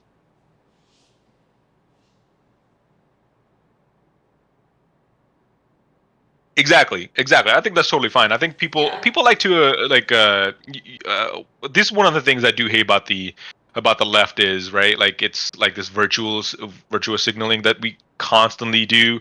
Like, it has to be perfect, or otherwise it's not worth it. Yeah, there has to be room for nuance and things. I mean, nothing's going to be all good or all bad. Same with no person or personality. I mean, we see that AOC being the perfect example. Right, with the way exactly, Congress people get attacked, or leaders get attacked, or even media personalities get attacked for not being personally, like, perfectly perfect all the time with what they say. Right. Like, AOC could come out all day long and talk about, like, well, I'm against Israel, but like, well, you didn't say it in 2.5 seconds. Why did you say it sooner? Right. Get it. Even stupid like, things. everybody. I was watching the Majority Report the other day, and they Hassan was on, and Sam Cedar was like, like, fangirling a little bit, and like the people in the comments were like so mad that he was just acting like that. It's like, it's funny, like, calm down. Yeah. Like, it's okay. Like, because that's how, but you know why he was doing it, right? Because that's how people react to him, especially girls. Like, that's how they, like, because because he's a massive fucking man. Like, like, the girls react that way to him. At one point, like, Hassan, like, when Hassan first came on, he sat down, and Sam looks over and he goes, "I've never realized how big your arms are." That's just like. That's funny. I would think that's funny. This is a grown man. You think he's crushing on Hassan? Like, what is wrong with people, man? It's a joke. Yeah. This man is almost like grandfather age. Relax. Anyways, let's see fucking our fucking human spitball has to say. See if we can comprehend any of this further garble. Which we need right now. I just did an interview. There's over 600,000. What did Obama ever see in him? With criminal histories walking the streets. We need to find them quickly. And for those that say 3,000 a day is too much, I want to remind them, do the math. We'd have to arrest 7,000 every single day for the remainder of this administration just to catch the ones Biden released in the nation. Right? You know, he just had spit come out of his mouth. He just caught that. You saw that, right? Like, he just literally caught spit coming out of his mouth. He's like, I don't want to spit at these people. And he just caught it in his mouth. He just swallowed spit right there. What is fucking wrong with this man, bro? How can he? But, I mean, what he just said right there, like, we'd have to arrest 7,000 people a day just to catch what Biden let in. Like, so... It's for law school. Oh, yeah. Yeah. So, I mean, clearly, we've really lost the plot. I mean, we already knew this, but anybody who's still held on to this, we really lost the plot on who he's going after. Like, we're not focusing on the criminals here. He just wants to get everybody. Yes. And that's not even talking at this point about denaturalization and all that other stuff we've heard from the administration. Yeah. Well, I don't. I 100% agree with you, but I kind of take issues with the word like lost the plot. They've always talked about deporting 21 million people, right? Right. You know, they've always talked about that. And what was that Laura Loomer tweet? Like, what? There's 36 million. Well, how many million was it? 65, I think. Yeah, yeah, something like that, right? You know what I mean? Like, they've always talked about that. They've always talked about deporting just a massive swath of brown people. Sure, they did. Yes, if you were paying attention, they did say it in the same breath. They said, you know, all the criminals, the insane asylum escapees and whatever, because Trump doesn't know what asylum means, and all that. But at the same time, said that the 21 million number and stuff like that. You're right. Lost the plot isn't like a great way to describe that because this was always the plan. But for people who are actually like deluded enough to believe that it was, just going to be the criminals. Focusing on criminals. Yeah. Zach, so I'm not currently in school. I'm studying to go into school. This is the test you take before you're accepted into school. Right now, I'm only I'm doing my master's in business right now. So I'm studying to go into law school.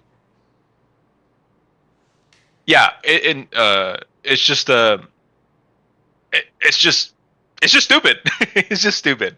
Like, again, as per my TikTok, like the amount of money this fucking moron just got, it could be given to so many children. So many children. You know, it is insane. I mean, the things that the Texas floods, like, they could fucking fix those. Exactly. I mean, the things that we're cutting for the sake of this. No, Zach, I don't know anything about that stuff. It's more of like management from my side, like how to manage like teams of people. Sorry, what were you saying? We're talking about 12 million for 2 decades.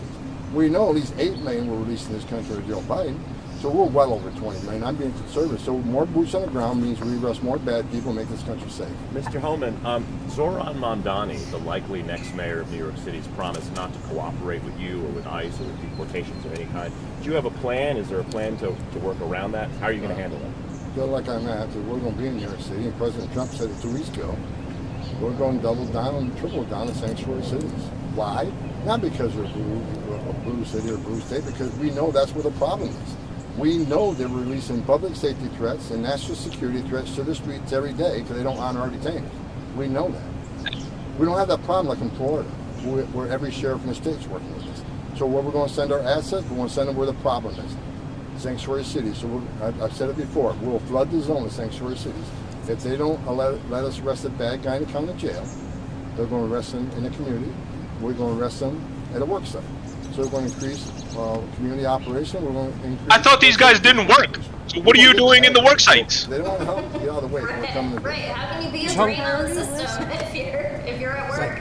What things you'd like to do? And then sanctuary cities were literally created by the FBI and the police system. National security threats, public safety threats are always the priority. That is who created it, so they could actually get informants. I mean, I see people. So that could actually get people to like testify and shit. Do you think anything will stop ICE besides general strike? No. Going out look for the bad guy. And this Nothing will is the stop problem ICE in sanctuary cities. When we go to until the president says so. to go find the criminal, many times you're with others. Or Congress. That may not be a Or criminal Supreme target, Court. Nothing will but stop in the United States illegally, they're coming too. We're going to I force mean, they're immigration. basically Unlike the last unregulated, administration and now where they have Secretary more Mayorkas money instructed ICE, you can't arrest an illegal alien. More money. They're gonna get worse. They got to be arrested. They're getting much worse than they are now. Offense. He rewrote the law. That's not what the law says. We're going to force law. That's what the people put President Trump in office to do, and that's what we're doing. Mr. Holman, it's a little out of your area. But No, a strike won't. The idea that staff Yeah, like you mean like a protest? with the problems in Texas and forecasting and getting warnings Like out. people to Are you have, interested in a nationwide people like just not going to work? protesting and not going to work? Is that what you mean?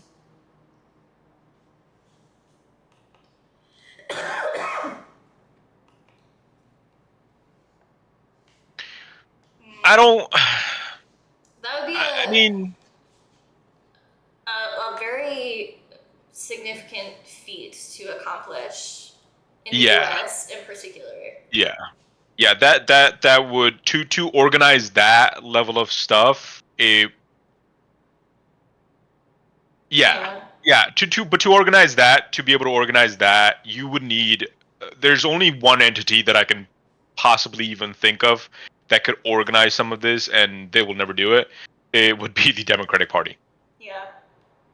They would be literally the only one, but it would take them a long time to do it. They would have to literally call on every union worker out there, and it's the you'd be 100% right. If that was to do it, if that kind of strike were to happen, like farmers that are getting impacted by these, the meat industry that is getting impacted by this,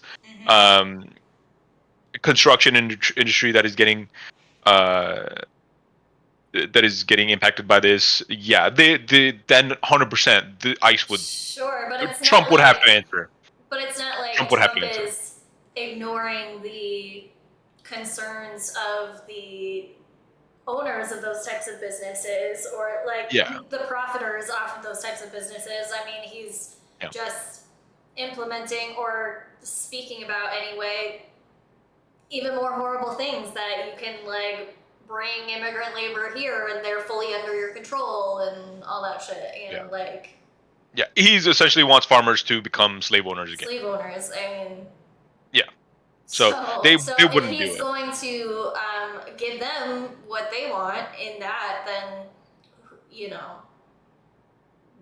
then that kind of puts a stop to, I guess, that kind of economic strife that could cause something like this, if that makes sense.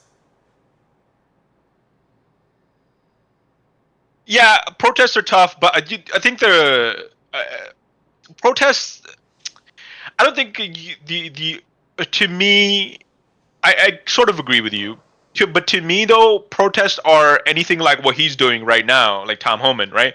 Like anything he's doing this interview right there. But that's what a protest is. It's an optic thing, right? Like it's you're creating an event where it will be covered, if it's big enough, like the one in LA's, that it will be big enough that it gets national coverage, right? When you see a young kid protesting against police brutality, and he's getting shot by less than lethal rounds of ammunition, and it gets covered by journalists, and it goes viral across the country on all social media and all news network, it makes the police people look bad, right? Like it makes the Marines that get called into LA look bad.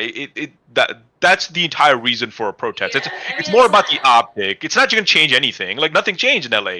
They're still conducting raids there. Sure, it's not useless, but it's it's not the most like effective thing either. I mean, that kind of goes on to what we were talking about last week. Like, what do people mean when they say we should be raising hell? Like, yes, something that could make like a fully economic impact, like a full-on strike, like that would be ideal, but in such a large country, in such a country where everybody's so divided, in such a country where people are so desperate to be able economically to be able to feed their families, all that sort of stuff. We don't have time off. We don't have things like that. How are we going to do something like that? It's just not going to get everybody on board to do that. It's just not going to happen. So it's like, sure, I want to raise the hell. Tell me where the hell is. How do a strike.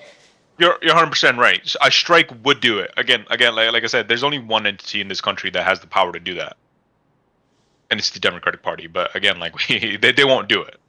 They won't do it. They won't do it. But that is again what they should do. That is what they should do. It doesn't necessarily have to be like a nationwide strike. If you were to shut down like one essential part, right? Like a dock worker strike, like a massive dock worker strike. You're talking about like nothing goes through. That brings national attention. And then you do the optics, then the Democrats use the optic to bring attention to like what the actual fuck is actually happening. Yeah, they could force Donald Trump to the table. It's 100% possible. They just won't do it. That's the thing. And then to organize that is very difficult. It's organized enough to get 5 people to go on vacation. Imagine getting thousands of people to come to. There's a strike that just happened near me. It was against Pratt and Whitney, which is, god damn it, my fucking mic keeps breaking. So it's throwing that thing all over the place. It's just stupid. There was a strike that happened, and then they did it through rain, day and night. Like it rained here every single day for like 3-4 weeks, and they were out there every single day. So, and they got them to the table, but it takes a lot. It takes a lot. Right. I mean, even the sanitation workers. Yeah, smaller strikes wouldn't work. In Philly, it worked to an extent, but the union's still not happy with what they got. I mean. Right. All right, keep talking. I'm gonna fucking fix this thing. We'll let Holman close serious out. investigation to find out whether staff shortages had anything to do with it. Upset. You're right. It's out of my lane. Secretary Noem, I'm sure she's all over this. Of course, the first thing the left wants to do is when there's a tragedy like this is blame somebody in the Trump administration. Bottom line is, I looked at response that occurred. It's a far better, quicker, appropriate response than you would have seen in the Biden administration. News Nation has reported on concerns of Iranian nationals working with Mexican drug cartels to try and cross the concerns of Iranian nationals working with Mexican drug cartels to try and cross the border. Is that something you're tracking? How serious of a concern is that? I can't comment on that. We're well aware of it, and we're all over it. Thanks, folks. Thank you. Thank you. Bye, Zach. Thanks for joining. Yeah, appreciate it, buddy. Thank you. Yeah. So crazy things with ICE going down, being expanded. I mean, it's gonna get worse. We're already seeing just so much chaos. I mean, I sent an article, I think, to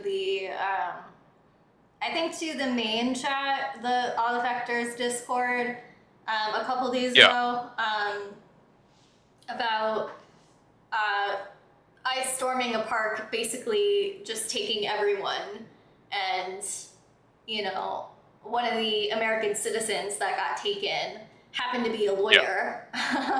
Right. And just kind of told everybody what to do, but it's just like so insane for that to be the reality for people, that you can't just be like, it doesn't matter what your status is, you can't just be like out in public. I mean, it's just creating this whole culture of fear, and it's Yeah. It's insane. Like, that's the only word. It's insane. Yeah. It's insanity. Anyways, I think we call it there. Yeah, we can do that. Alrighty. All right, perfect. Guys, thank you so much. And Zach, if you're still here, if you're still watching, thank you for the follow. We appreciate it, man. Really, truly, truly, thank you for joining us and engaging with us. It's always great when people come in and engage with us. Yeah, we love that. That's awesome. Yeah, it's yes, awesome. Thank you for following. I apologize. And even if you're trolling, you make our day. I had a great. Yeah, it's too bad. And I don't do anything. It's unfortunate that I love it. Guess Who Farted came and went so fast. I mean, we I don't conversation. I don't get to say in the country that I live and any of that. So there you go. We always appreciate it. We always appreciate that. But thank you for joining us, everybody. We are here every Thursday.